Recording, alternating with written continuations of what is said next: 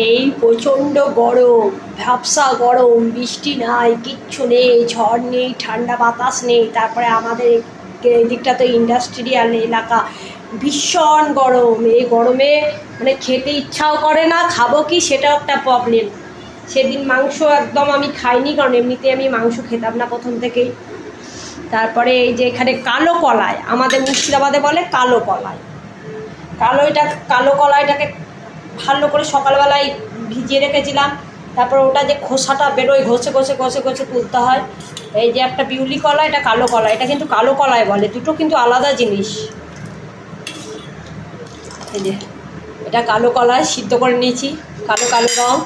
আর এখানে আছে চাল কুমড়ো, আলু জিরি জিরি করে কাটা আছে, একদম জিরি জিরি করে, যাতে সিদ্ধ হয়ে যায়। আমি আর কড়াই লাগাবো না, প্রেসারেই করে নিব।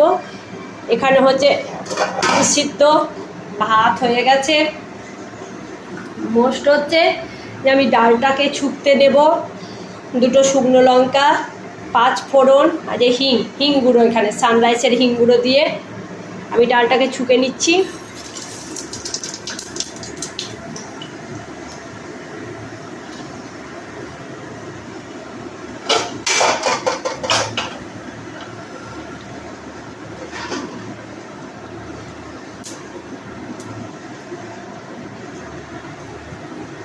আমার হয়ে গেছে 5 ফোড়ন, হিং আর শুকনো লঙ্কা, হ্যাঁ হিং, সানরাইসের হিং।